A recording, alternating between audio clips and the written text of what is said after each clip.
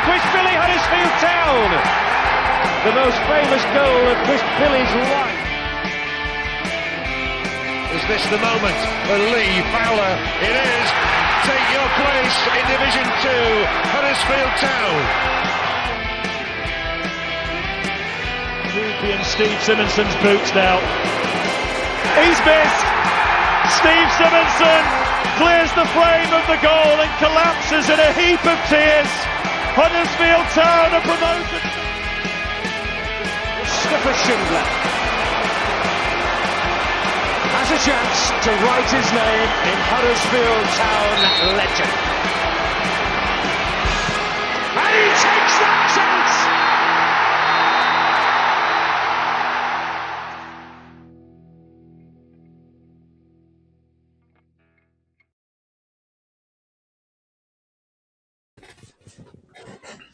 Hello and welcome to another live version of Andy Takes That Chance, sponsored by Magic Rock Brewing.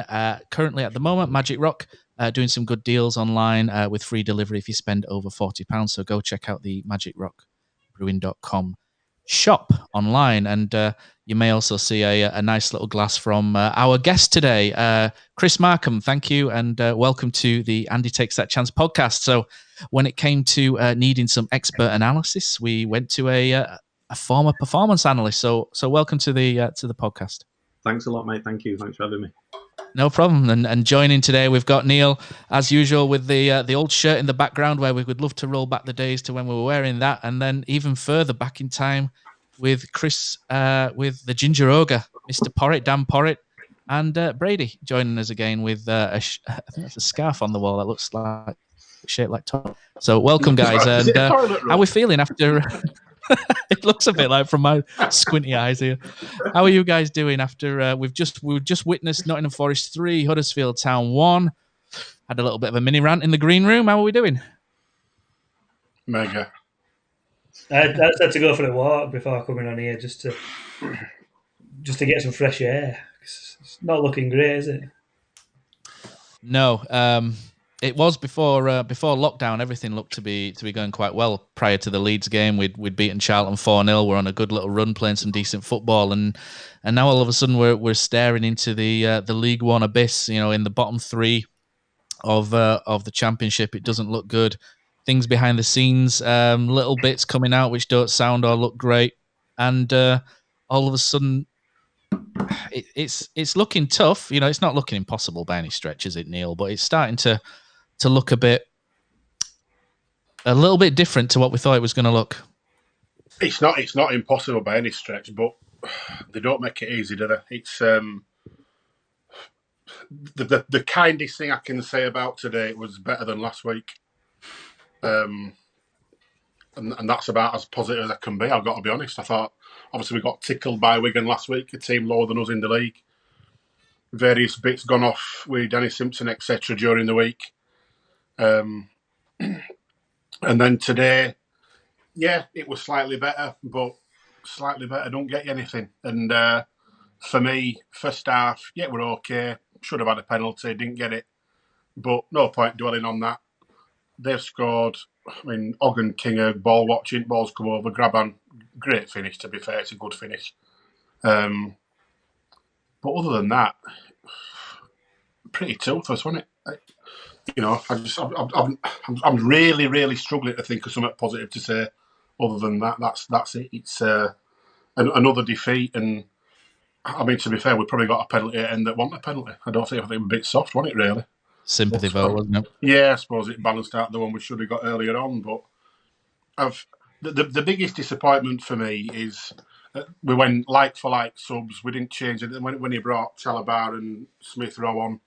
We didn't actually change anything. We just changed personnel, and I think at some point they've got to stop being so sort of like for like and hoping that carrying on doing the same thing is going to change. It's the old definition of madness tale, isn't it? You know, doing the same thing and expecting it to change, and that's all we keep doing is regurgitating the same thing and expecting it to change. And guess what? It's not changing, and. Yeah, I'm thoroughly downbeat and disappointed. I know there's a lot of people a bit more perky after that, but unfortunately, I'm not one of them. I think you're right in what you say there, Neil. I think in the last 2 games we've made 10 subs, and literally notes change after any sub. And when you've got an opportunity to make 5 substitutions in a game, you can pretty much change either the forward line, the back line, or the middle.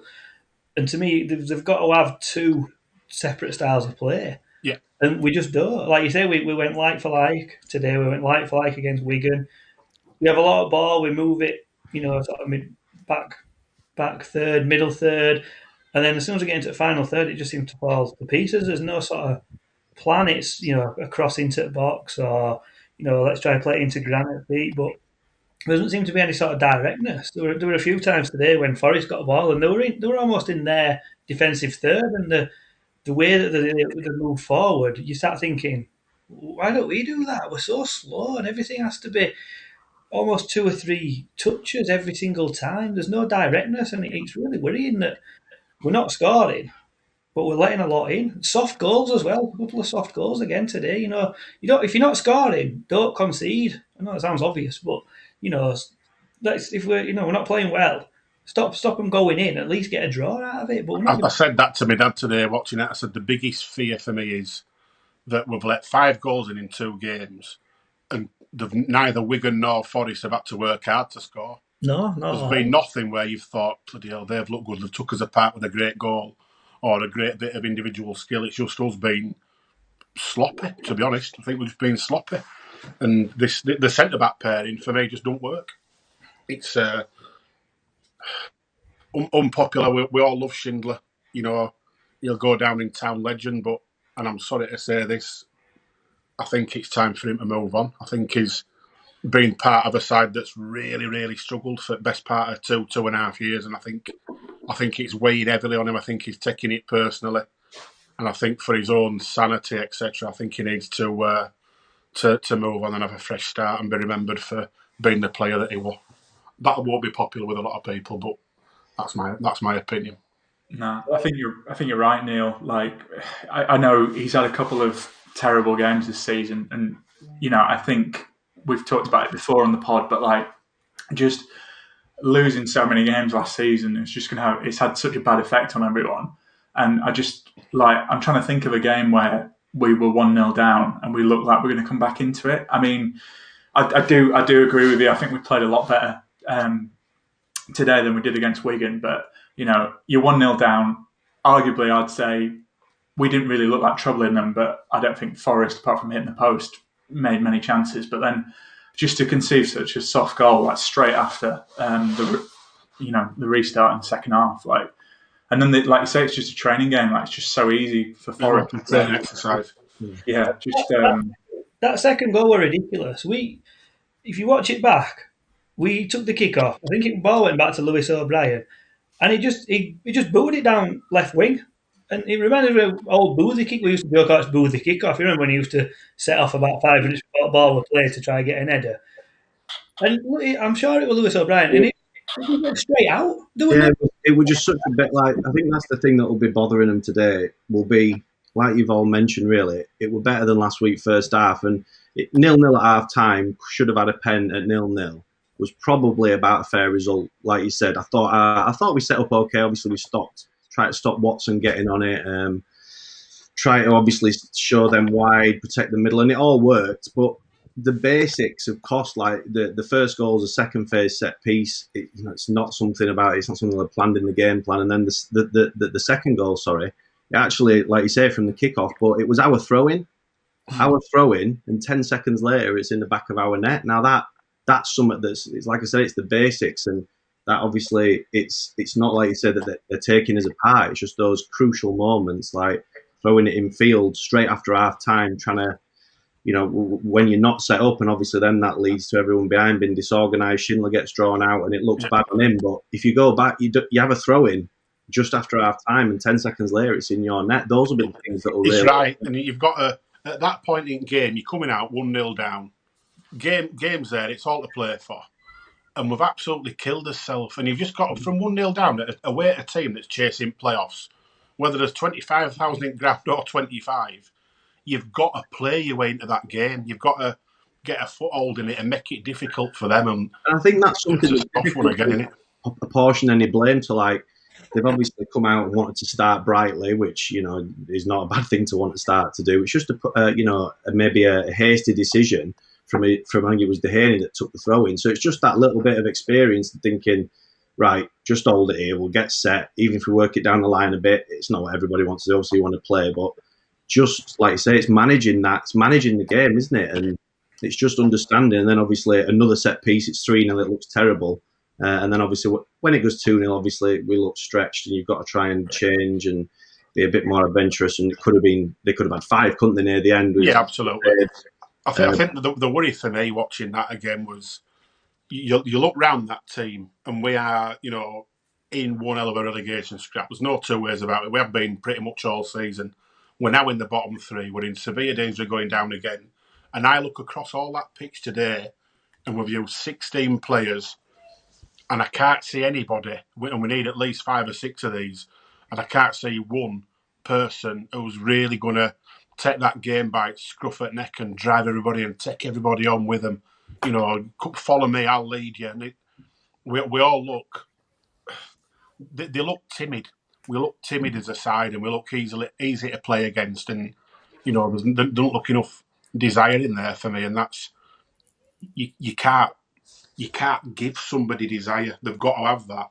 And to be honest, the one player who does show it, and probably showed it a little bit wrong way today, is Bacuna, I think, and that were frustration more than all else. But at least lad shows a bit of, he cares a bit, and I think we've been devoid of that since football started back again after the break, to be honest. I was going to chip in with Bacuna there, Neil. I think, to be fair, out of everybody, and maybe Johnny Ogg to a bit of a lesser extent, but your comments on Schindler had also echo, as bad as it seems towards Jonathan Ogg as well. But he's gone and got himself sent off, so he's going to be missing now. We've got, I think it's seven games to play in 22 days now. We're squad pretty thin as it is. We're making 5 subs every week. We know the last 2 games, and we've not really changed. It's a thin squad anyway. The last thing we need is somewhat like that. And Danny Cowley must be tearing his hair out. They'll be livid at that. They'll be absolutely livid at that. Stupid, isn't it?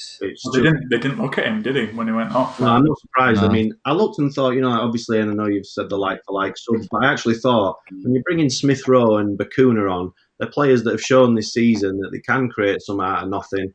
Obviously, you think back to Bacuna, was it West Brom away, and when I saw Smith Rowe numerous games, and he looks like, he can do something here. He's direct, he's dangerous. So we have got. It's not. I don't disagree with that. But my point was more that they don't actually change anything within the game. It's just a position for a position. We don't try and sort of confuse opponents a bit more by changing formation a bit. And I think that'd be different if Rooney were about.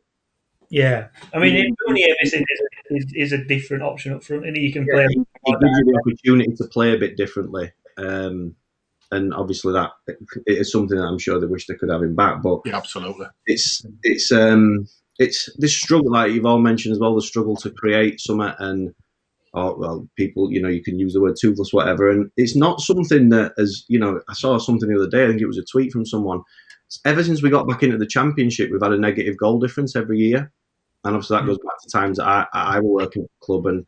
It's not something that's just a new problem for this manager. Something that's been an issue for the last few years, obviously well documented. We got promotion with the minus goal difference without scoring a goal in the playoffs, and these things, it's something, and that's probably the more worrying thing. There has been something that's been sort of an issue for a while, but we're well in the game. In the promotion season, we were well in all the games, and those big moments, we managed them, and we nicked nearly every game by a goal. And once you get on the wrong side of that, and that becomes a habit, which obviously losing a lot of games in the Premier League has, like you've said, it's difficult to shift. It's that resilience that we talked about. It's difficult to just flip a switch and say, and that's something that I think. I don't know what you guys think about the fans not being in, but I think Danny Higginbottom, whether or not you're listening to him, and I actually think he made a really good point around the crowd not being in. Can actually help some teams like a Forest who want to play a bit more defensive at home and sort of invite teams on and then hit you on the break with Graben and Amiobi and who have you. But in a relegation battle, I often think it's the fans that give the, I know being part of it when the ground was rocking, and obviously I worked there when the ground wasn't rocking at times. The League One days when with it was 8,000-10,000. You might get a chance to do that again soon. Yeah, but I think the crowd not being in, could it be interesting to see how it affects teams near the bottom compared to the ones at the top? Like Leeds yesterday. Obviously, probably a dirty word on here, but no winning, as well. no that pressure in the ground. It allows the players to play with a bit more freedom. Whereas at the other end, sometimes you need the players the crowd to give you that confidence. So I just hope, obviously, because the crowds have been so good at home, I just hope that's something that we can overcome. Really, I don't know what you guys think. It's on that one. I think. Sorry, Brady. I think the crowd, certainly at home games, could actually. I know it sounds silly at this time because I fully agree in what you're saying. A crowd can give a team at the bottom a bit of a lift, but unfortunately, the way things have gone at Town over the last 2 seasons, to me, just before this all sort of lockdown kicked off, the crowd were on a bit of a knife edge for me. You had a large percentage who were still really positive about how things had gone, and Cowleys have come in, and since they took over from Jan, it's gone well. And then you've got the flip side of it, where I think a lot of people are now moving over towards do you know what? We're actually sick and tired of this now. From Premier League, we did nothing. Second season onwards, we've dropped down into the Championship.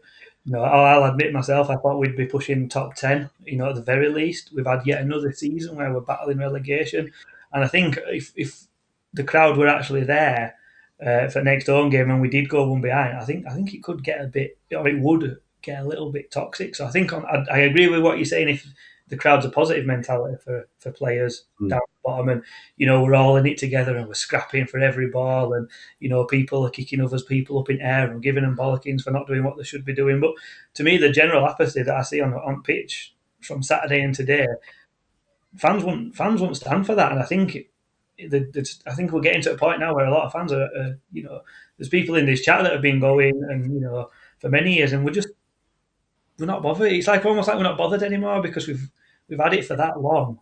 Apathy's dangerous at Huddersfield Town now, and we're just sick of it. I think it's sad thing for me today watching that were I expected it. As soon as I went 1-0 down, I was resigned to it, and as soon as second goal went, I just wanted to turn the telly off because that's the timing of that second goal. That's what I said. Like you come out after half time, it'll have been look, get it. Let's play in their half a bit. Obviously, maybe not in the right way straight off, but anyway, play in their half a bit. But to do that after half time, whether you're near top of league and you've won the last 10 in the bounce, if you go 2-0 down just after half time with a goal like that, it kills you. It just absolutely kills you. Yeah. And I do agree with your comment. Obviously, if the crowd can obviously be a negative, and I'm sure it sucked teams down before. I remember when we sent Wolves down nearly that day.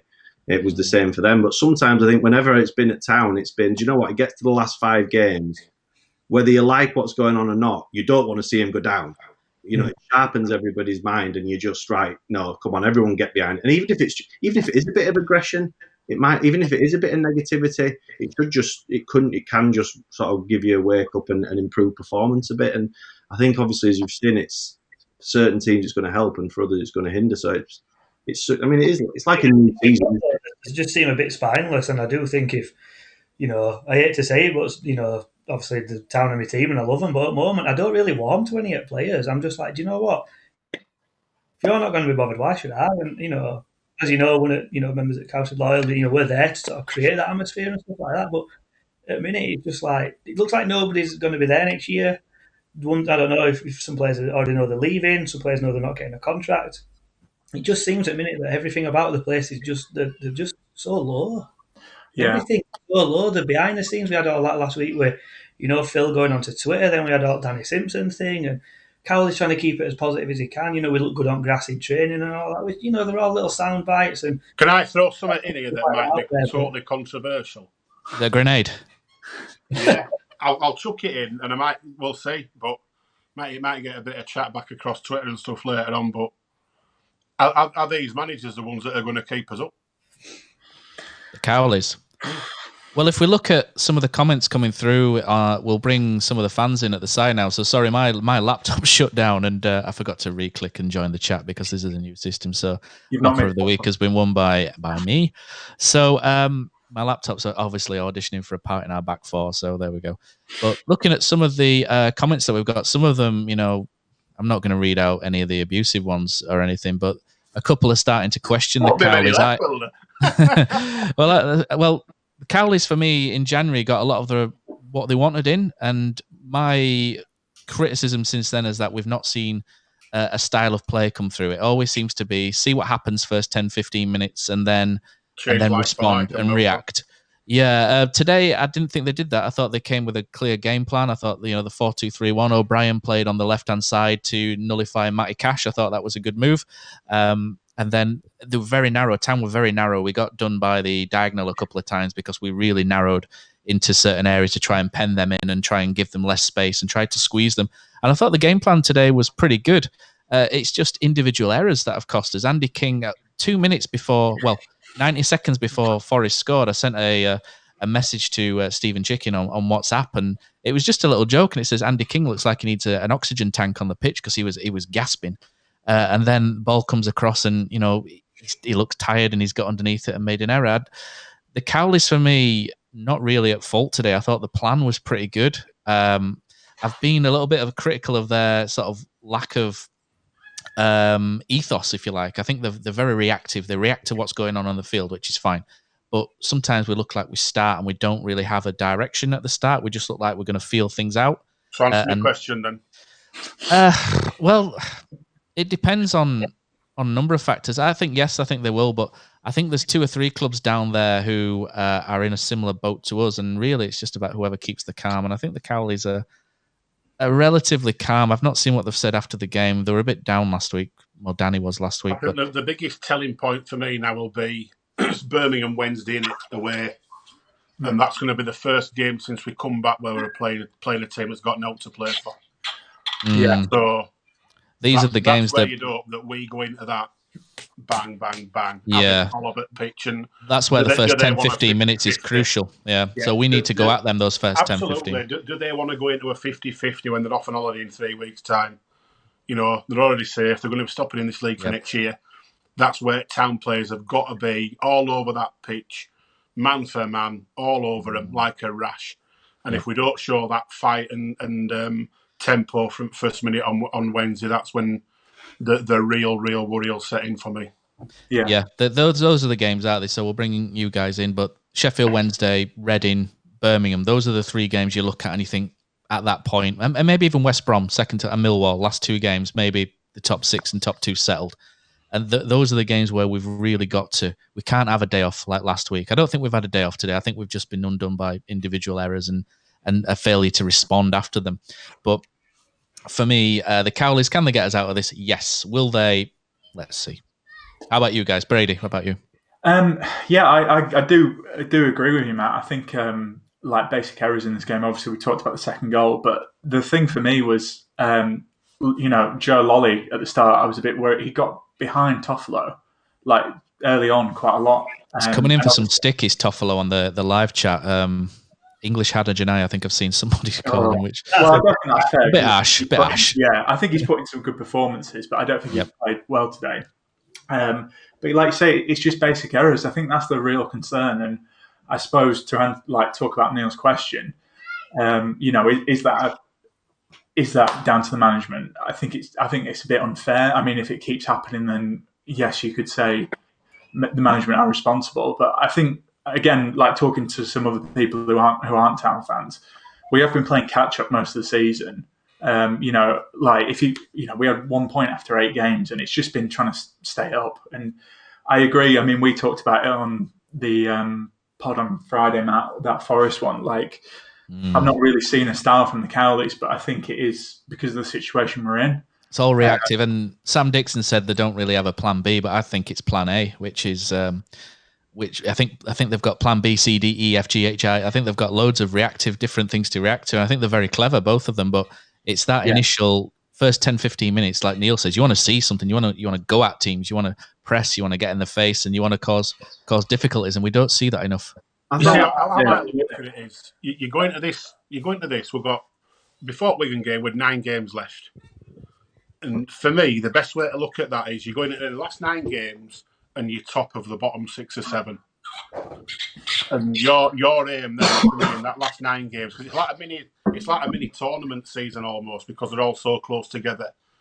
and you can't treat it as normal because all the water breaks and whatever else and a million subs you can have.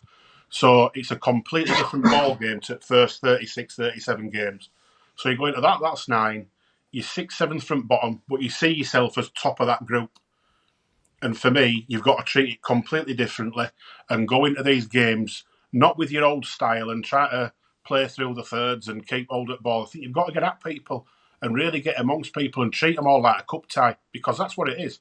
You look at Luton yesterday. Luton literally scrapping it at Swansea. That's how much they went there to win yesterday. And we know that Swansea ain't an easy place to go. Barnsley have got a good point at home against the playoff chasing side. You know, Middlesbrough, the Warnock effect, no surprise there.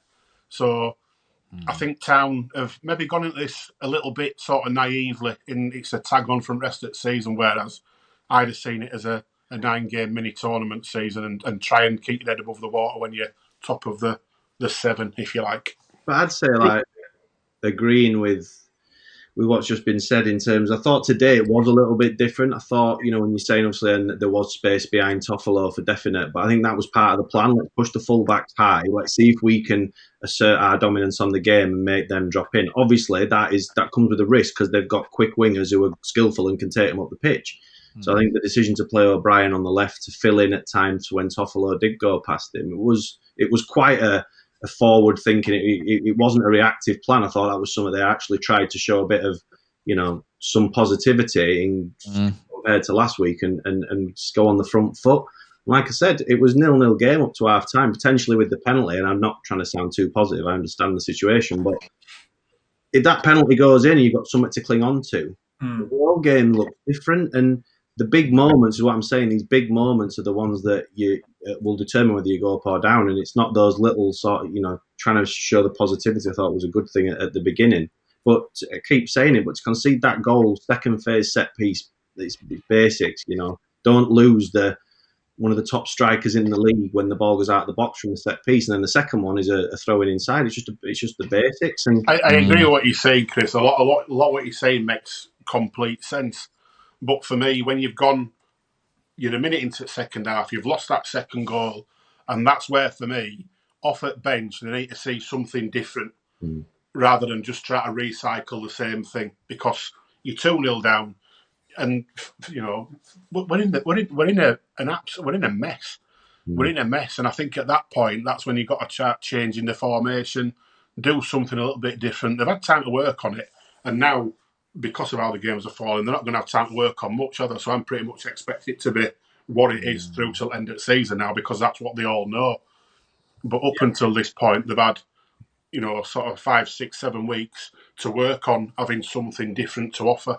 And at 2-0 today, I guarantee 99.9% of Town fans watching that today at 2-0 went, well, that's us done. Not necessarily for the season, just on the game, but that's when you got to change it a bit for me and go do something different. Yeah, I don't know about you guys as well, but I feel, you know, I don't want to criticise individual players, but I don't think Colin Grant works well up front. And I think Campbell, when he came on, I know he wasn't on for long, but Grant, penalty, didn't he can't hold the ball up as well. And I'm not trying to make excuses to the Cowleys, but like we say, Mounier and Campbell got knocks in training, and I don't think Grant can play that role. I think he is. I've been saying that for 12 months, mate. I looked at the team before the game, and Stephen Chicken online thought it would be a 4-3-3, and Pritchard, Grant, and Willock up front. And I just looked at him and just went, lightweight. There's absolutely no way we're going to be able to hold the ball in the final third. And I looked at the bench, and you've got Kachunga and Colin Kwana, and for me, you've got to. Carlin Grant's a very unique type of player in that he's you have to play scorer. one of them two as a 9 today. Kachunga or Colin, let them do the donkey work, and just let Carlin do what he can do, and that's cut in from the left and hit it. Just don't make him play with his back to goal. Don't hit long balls at him. He's useless at it. Useless. To me, just put him in the position of strength, and the goals will come for him. Simple as that. Grant, to me, I know it's a very big comparison, but it reminds me like a Thierry Henry sort of type player. He needs to sort of be just hanging out wide. You know what I mean? On more, he likes that inside left, doesn't he? Yeah.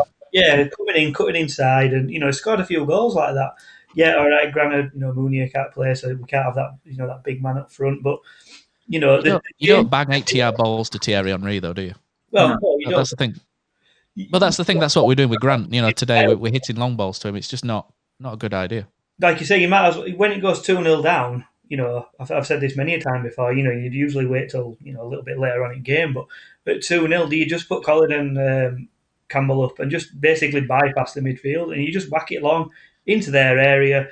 They'll both run for you all day long. Just put the centre halves under pressure as much as you can, and then you've got your players like Emile Smith-Rowe, you've got your Grant, you've got Bakuna that could have come on. Just feed off at scraps in and around 18-yard box, and just put a bit of pressure on them, make them think. They've had Forest could have come out of that game, and about half of them haven't even had a bloody shower after that match because they've not needed to. We've been at arm's length, throughout the game. Correct. What they've needed to do. They've scored 3 goals without even trying, and it was just a joke. Neil, you've said about setting off with intensity and getting in people's faces and, Luton team literally scrapping. I couldn't imagine that happening at Town. Who's going to run around like an headless chicken and put some tackles in? Because looking Campbell. at out of contract and it was on loan, I think agree. next year, so what it matter to them? They don't care. It's ridiculous. I think, it's because obviously they do care. I mean, we can go down a lot of them. You've obviously been a lot closer to it, but Emile Smith-Rowe, let's be honest, I thought he did all right when he came on. He came on, he slipped Grant in, and I thought he did more in the first 30 seconds than what Pritchard had done in 60 minutes, to be fair. Technically, Matt, and I fully agree with that, Yeah. But then there were another ball, and it's a simple 5-yard pass out towards, I think it was Toffolo, and he overhit it, and it's like, does he want a relegation scrap at Huddersfield Town? He's a young kid, he's at Arsenal, is he going to be flying into 50-50 tackle because he's on cusp of something good here? Why would he? Why would you? You wouldn't bother, would you? I think he does. I think he's a good character. I'll stick up for him. I think he's shown a lot in his short time here. That he's willing. Bristol City kicked him off the pitch, and he kept going. He took his lumps, and I'll give fair play to Emile Smith-Rowe. I think he really wants to be here, and I think he wants to improve. I think he's just a driven footballer, and I don't think he would want that relegation on his CV, whether he goes back or not. To be honest, if you look at that spine of the team, in terms of people caring who have a bit, have something for the club. Obviously, Lossell, obviously with his time's obvious, but you've got Shindy, Hoggy, and then obviously you've got Lewis O'Brien, who, for me, them, like particularly in that engine room in there, you've got more than enough people to mix it if you need to. Particularly with Hoggy and O'Brien, they'll put a shift in, they'll get stuck in. I think it's then being able to take those opportunities when your Smith-Rowes, when your Pritchards, and your Grants, get them into dangerous areas. And I think the balance between getting them into dangerous areas and being able to mix it is obviously a difficult one to achieve. But yeah, I don't think it's a thing that people don't care. It obviously affects them all. Maybe not the lone lads as much, but they're still professionals. And if he goes back to Arsenal having not had a good loan spell at Huddersfield, it's not going to do him any favours at Arsenal. So it all comes down to the individual. It's fair comments, Chris. Just as someone who would sort of analyse that performance, obviously we're fans, so we kind of don't probably go into as much detail as what you probably would have historically or even now. Yeah. What would you look at as terms of feedback? I'm presuming that was involved in your role. You'd have a look at how far they run, how many passes. Is it that sort of thing, or is it the performance as a whole? Because you see a lot of stats these days that are heat maps and XG goals, and to be fair, although I do a bit of coaching, I don't fully understand most of it, to be fair. But does that actually mean out? Because if you've run 100 yards but not done out with ball, or do you know what I mean? I would look at that as a 70% possession against Wigan last week, and we never looked like scoring a goal. Exactly. They work in different ways, don't they? To Danny Cowley and say, look, player X did this, and this, but he was really ineffective with it. Is it your sort of remit to say, try and get him to do this, or do you just give him it and then he reads it and he makes his own decisions? I think the best people who do the job the best is provide the context of what the data or the stats mean. So, like you say, it doesn't matter. You can run the furthest you want, but there's no correlation between that and winning. There's no correlation between having loads of possession and winning, but some people feel it gives you a better chance. So it's using the context of what the coaches want to get out of it. So their game plan today, evaluate how well the game plan went. Like I said, how well did it go playing O'Brien here? How many times did we get into the moments that we worked on in training? And yeah, trying to split the game down, like you said, is important in terms of, when we're defending in different areas of the pitch, how we're progressing the ball up the pitch compared to how we wanted to. But ultimately, it comes down to, and this is where then the job of someone who do my role will be to feed that some objective data, whether you collected it yourself or whether you use heat maps or whatever, is obviously compared to what it is up to what resources you've got. But then it's feeding that in to the coaching group who have ultimately got to evaluate the performance as a whole, isn't it? So, like I said there, you split it down and evaluate what went well and be a bit more forensic about it. But ultimately, it's right around those big moments. This week there'll probably be a lot of discussion around set pieces. There's going to be, it's like I said, it's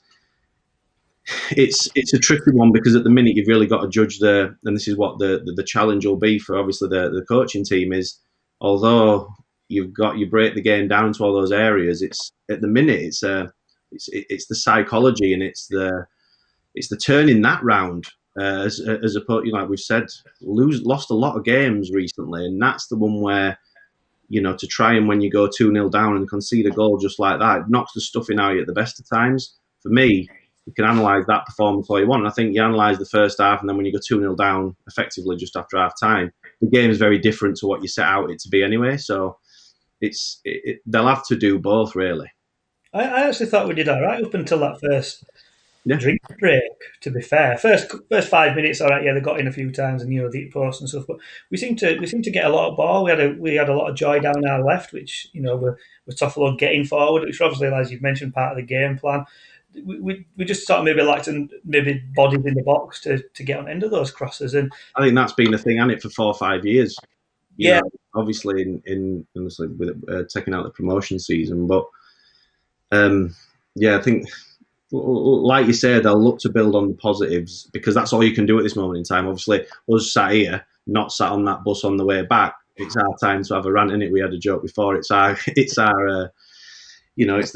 counselling for us, but for them, they've got to look and think, right, what can we learn from this, and how are we going to apply that to the next game? And that's not what the fans want to hear. There'll be people in the comments saying, "What you're talking about, man?" And but you've got some good comments actually coming in. That's the beauty of it, though, isn't it? We've all got an opinion, haven't we? And yeah, unfortunately, I was don't count, do they? Really. No, it's interesting though because people listen to them. We can't affect the Saturday, though, can we? We can't affect that this afternoon, but no, we can. I think it's good to hear different fans' views and because across the board, because you do get.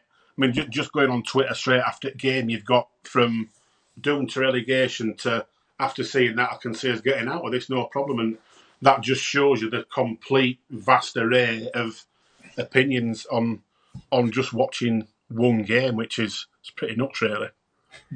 Matt, what have you got coming through, Matt? What are people saying?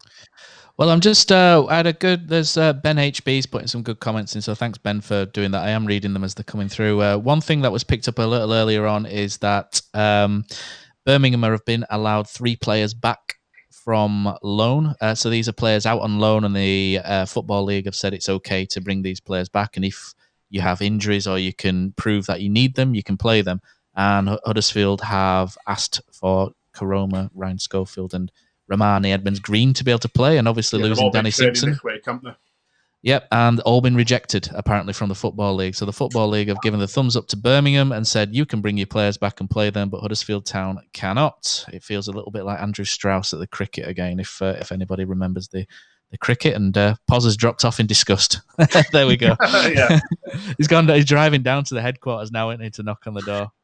But yeah, apparently they're done. But other things as well coming through. People are questioning Schindler and Stearman, both not really played particularly well the first 2 games back.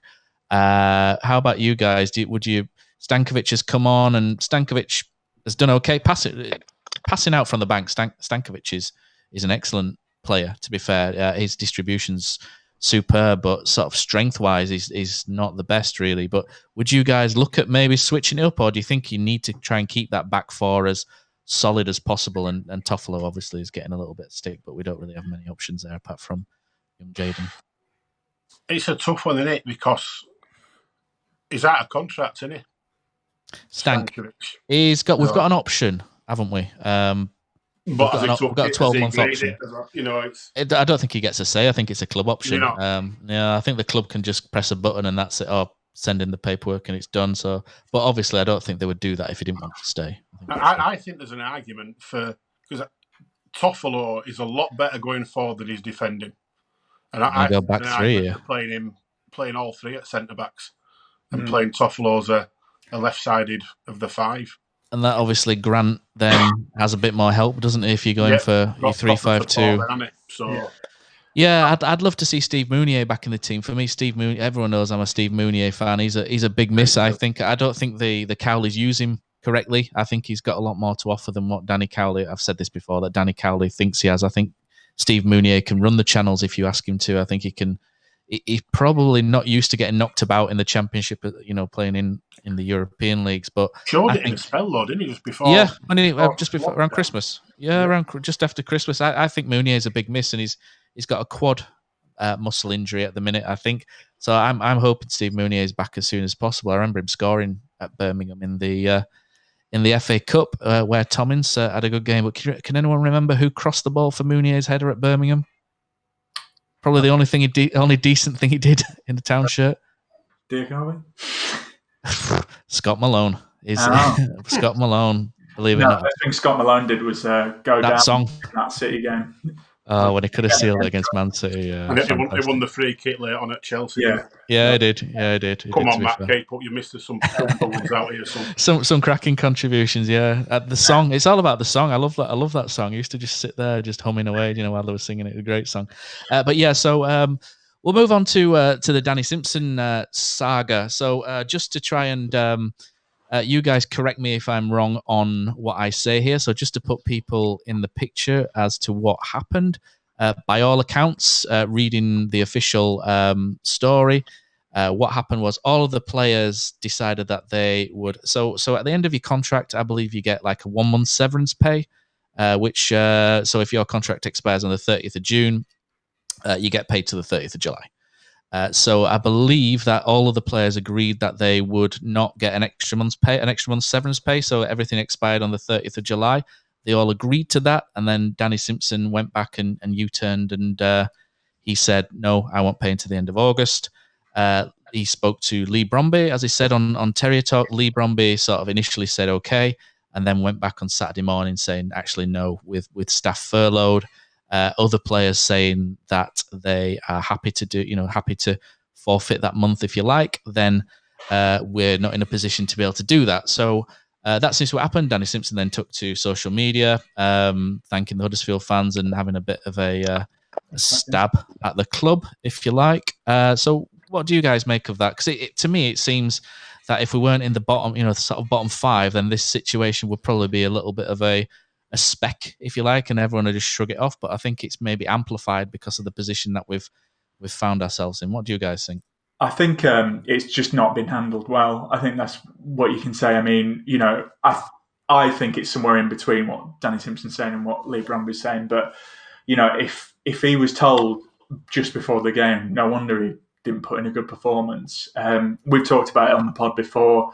He was good when he came in and he did a job and he showed us up defensively. But since he got injured, I don't think he's been the same player. So in terms of him not staying on, I don't think it's necessarily a bad thing. I don't think Dehaney had a terrible game today. But yeah, I just don't think it's been handled well. And obviously, given the state we're in at the moment, it just doesn't help the club at all. It doesn't make us look particularly good. I'm all for Lee Bromby holding his hands up and saying he could have done that better. But yeah, I don't think it's something you need when we're meant to be fighting for our lives to get out the relegation zone. I think it's been handled badly from both sides, to be honest. I think the fact that everybody else were getting paid up until end of July, and then he's demanding a further month. The Town shouldn't have agreed to that further month in the first place. But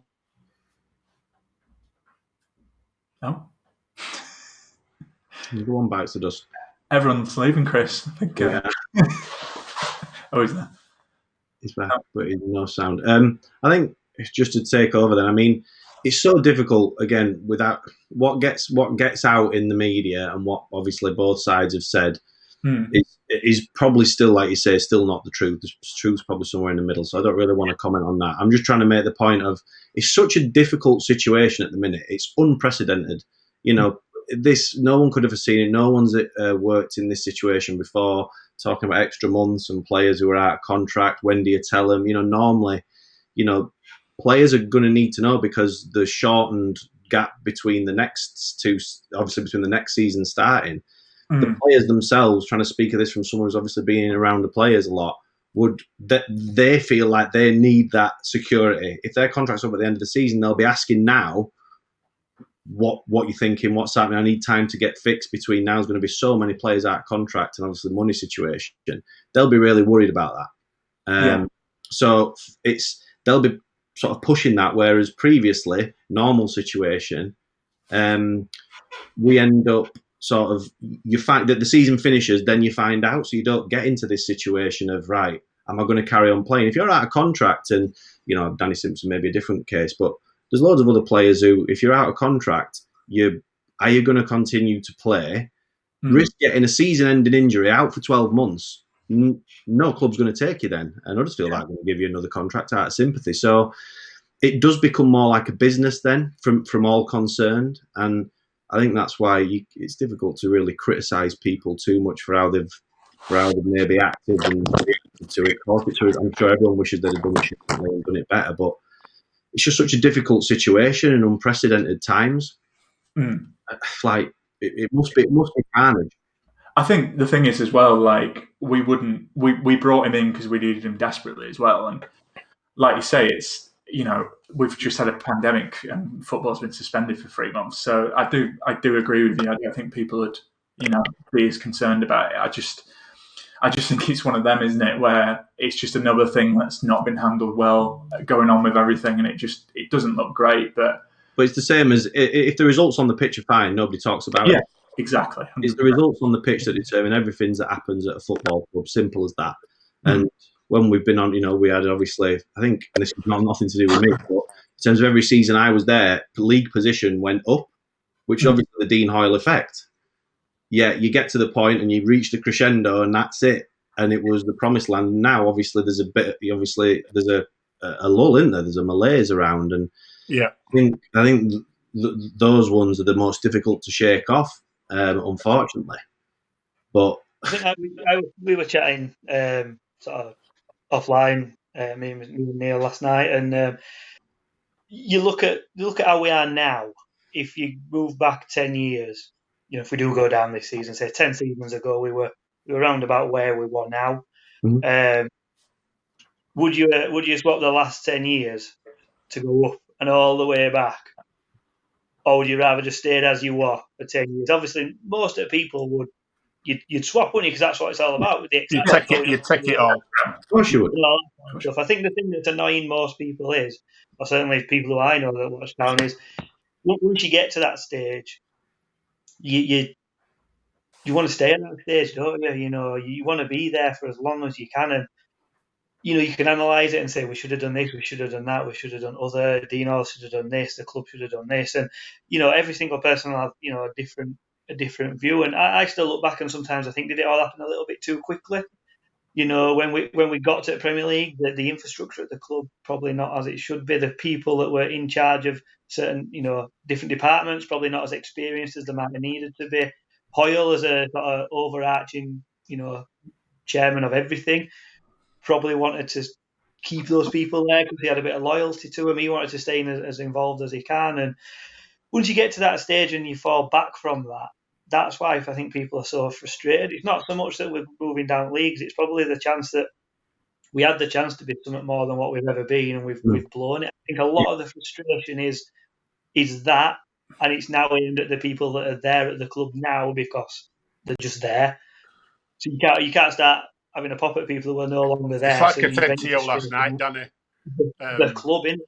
It's the club. It's not Couldn't agree with you. Couldn't agree more. Hodgkinson, Simpson. It's the club, and that you like all else there. They've got to be big enough and man enough to bump that up, I think. And I think like you're touching on there, Danny. Like, if we're being honest, I was getting promoted was the exception. It wasn't the rule. We've always been before this in this position, and obviously getting promoted was amazing, and I wouldn't swap it. And staying up was amazing. But I think, like I said, the disappointing thing is we've not. It seems like it's all kind of gone to waste, but I think the issue is, and I don't want to keep making excuses, but it's just been a tough season, and obviously this pandemic's happened, and we looked all right before, but someone's got to lose out, and of course I don't want to be in League One, and I think it'll be interesting to see when we do play teams that have got nothing to play for how we perform, because it is still in our hands, but.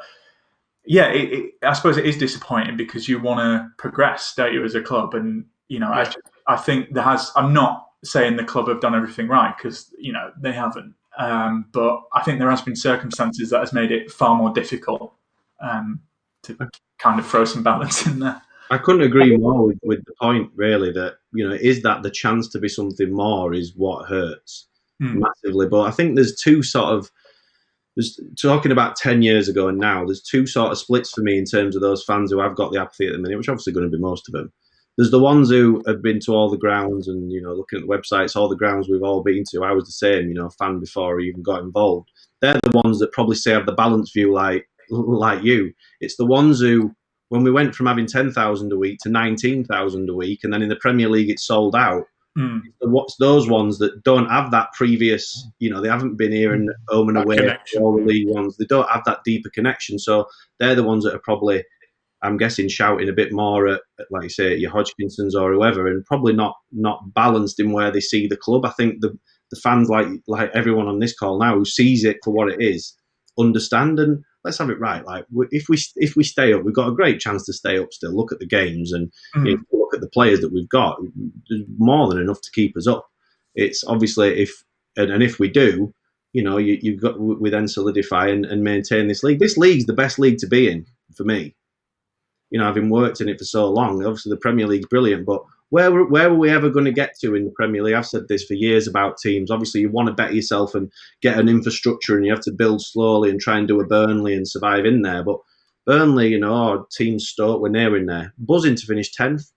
Yeah. The fans like us, we've gone from how many playoff runs and the drama on last games of seasons, penalty shootouts going to Wembley. For me, that's for the true fans who really feel for the club. Them's the memories that you want. Exactly. And I've got a friend who's a Norwich fan, and I've spoken to him about it. And, you're exactly right, Chris. Like, you go from doing really well and winning all your games, and that's not really happened for us this season, to hoping for a 1-1 draw against Burnley. And it's just, I agree with you. I thought this season would be better, but I'd much rather be in the Championship and doing well than going to the Premier League and hoping you don't get battered 4-0 by Tottenham. I'm not even sure you can hear me. I think, as a club, supporting a club like Huddersfield, if you're in the Premier League, it's quite depressing, really. I mean, so has this season been, but it's not all it's cracked up to be. I think, to be fair, if we do end up going down, the next sort of, how many games? Is it 7 we've got left now? 7. The next 7 games,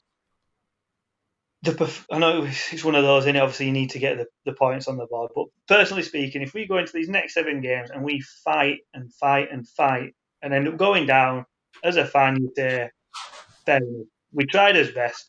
Give it a go. We've gone down. Do you know what? I'll be back next season, and let's hope we can get back up. Chris, you made a point of the newer fans who have not maybe been in the lower leagues and stuff like that. Will they drift away? The way that I'm sort of seeing it on Twitter and stuff like that is I'm seeing the newer. I know it sounds really weird, but I'm seeing the newer fans being more positive than the older fans. Yeah. Like my age group, sort of, like my sort of peer group. We seem to be the ones that are at the end of the tether with it. Maybe due to frustration, though, of we've been here before. Yeah. We were rubbish for so long. We got ourselves out of it. And actually, you know what, we're now back. I can't be bothered with all that again. So I'm just going to sack it off. Whereas your newer fans might find it a little bit more exciting. Oh, we can go to Gillingham. Oh, we can go to these places. I don't want to go to bloody Gillingham again, Christ. But they might never remain, so they might enjoy it. So I think it's a bit of both from both sets of fans. And I think that'll, look at the season tickets. Obviously, they're still on sale. You can buy one. We don't know what's happening with next year, but I think a lot of people will be, your general, what I would class as, probably myself, just I'll renew whatever. We could be Premier League, League Two, Conference. You just go because you go. But I think a big percentage of that group will now be waiting just to see how we go, if we do go down, how we go down. And if there's a fight and a spirit, I think they'll say, do you know what? Yeah, fair play, we had a go, I'll start. If it carries on as it is, from what I'm seeing, I think a lot of people will just sack it off. And I think that's the thing that the club need to stop more, probably more than the actual results. Your results can change over time. Your fan base, in some respects, the lockdown and people not going to football will be a knock-on effect because people will find other things to do. And they won't have the money to maybe buy a season ticket. People are going to have to make decisions, aren't they? And that's just normal. In terms of though, I think if there's always going to be a positive in there. Obviously the last thing anyone wants is to go down again. But if there is the club's still there, people are still going to go, or the diehard fans are still going to go, and that's what you got to focus on. But I think there's probably obviously it's natural when you slip below that line on the league table, you just go into meltdown, don't you? Whereas the 7 games we've got left, and it's a new competition now. It's a new competition, like I think we said before. But all those games, like you've seen the results in some of the games. We can turn. I firmly believe you can turn up to beat Birmingham, beat Preston, beat Reading, and beat Luton. You would say on form it's not likely, but it's not beyond the realm of possibility. It's a brand new season. Away games go out the window. There's no, across the leagues and across the world, there's nothing to say that away games are now any real different to home games. So I think before people start getting resigned, and it's that resignation, when people get resigned to what's it going to be like next year, like we all try and do, that's what they'll be trying to do inside the club, is really just completely block all that out, which is the hardest thing to do at times, but block all that out. And it's a boring thing to say, but it genuinely is so true.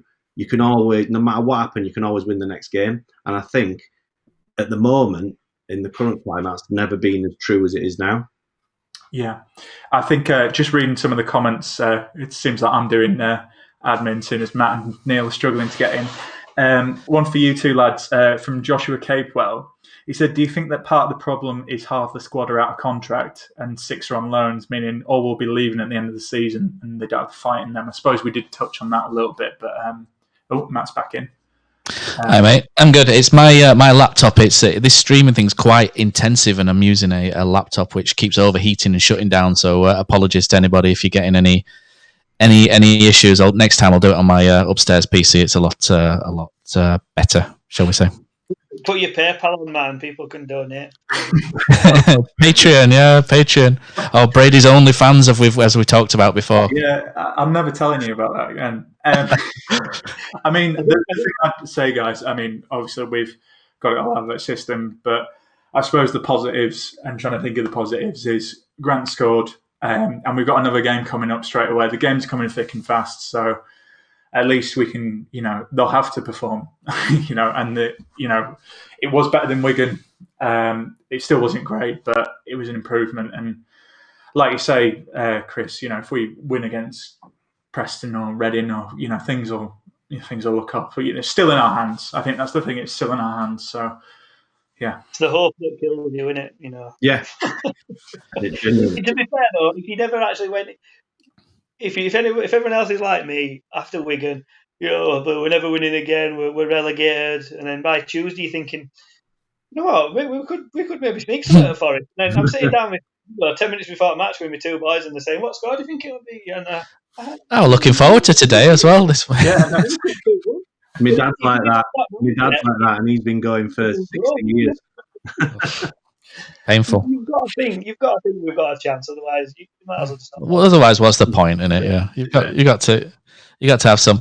So, Any more to add for you guys? So obviously I dropped out during the whole Simpson thing, so I've missed most of that, but never mind. With regards to you guys, I still think we'll stay up. The general consensus might be slightly negative online at the minute, but as it always is, an hour or two after a game. How about you guys? I still think we'll stay up just about. Yeah, I think it's the Town way, isn't it? Like, we always make it difficult for ourselves.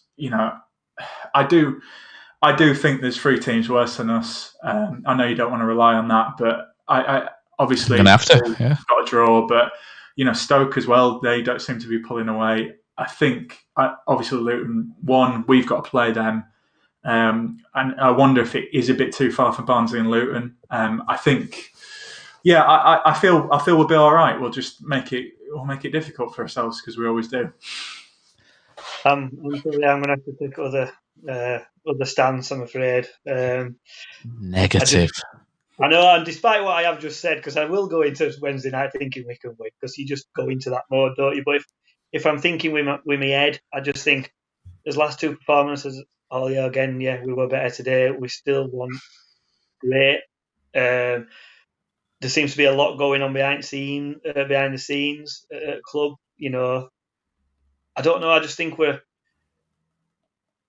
don't think we've got enough to. I hope I'm wrong, but I do. I think we'll end up going down, and it might be a good thing in a way because it may. No, there's no good thing about going back to that league that took us 11 years to get out of. I don't want it. I don't want to.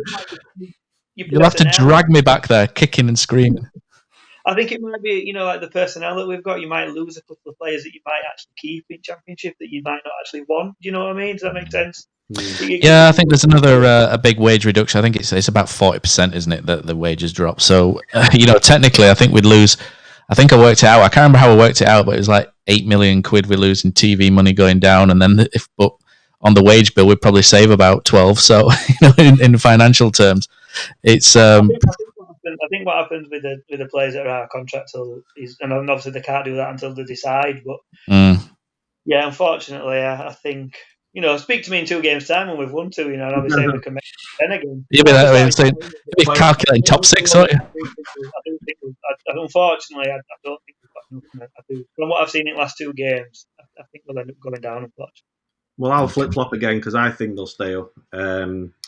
I look at the games that we've got left, and there's, like I said, there's some winnable games. Everything, in terms of back to the Cowleys, I think they've got. I don't think from anything that I've heard, the dressing room, like you lost the dressing room when managers are not struggling. That for me is when it's a worrying sign. There's nothing like that. They want to play for him. I think listening or seeing some of the comments that they make after the game, I think they've got enough about him, and I definitely think we've got. It's in our hands, and I look at the games. Like even you say like your West Broms and your Millwalls, likely, they'll know where they are. Then if West Brom are up, it might have gone up the game before, 3 days before. They might not. They'll have had a good party. You can never. On the lash, yeah. This sort of end of season it's a mini season. Every game's different. You can't take form. Even our last 2 games now, because you play likely going to be changes again into the team. There's no consistency. It's just. Play the next game, and I think with what I hear, and I think we'll be all right. I think it'll be dramatic. I don't think it'll be we'll win the next 5 or more, be having a pina colada or whatever. But I think they'll stay up. Can we not do that for once though, instead of having to go right to the wire with Huddersfield Town? It's just one of those things, isn't it? But yeah, thanks guys for joining this week. We'll call it there after an hour. Apologies for any technical issues that. You guys might have had because my laptop keeps overheating. I actually have a bag of frozen chips on the back of it at the minute because with laptops it all comes underneath the heat, congregates underneath, doesn't it? But yeah, thanks. I'm gonna, they'll be cooked by the time I take these off. So thank you very much for everyone that's joined us on the live chat. Sorry we didn't get through all of the comments, but thanks Chris for coming on, and hopefully we'll see you again on here at some point as well. And hope you guys have enjoyed the virtual studio. Thanks Dan, thanks Brady, and a little bit of Chris Carter to play us out. Thanks guys. Cheers guys. Thank you.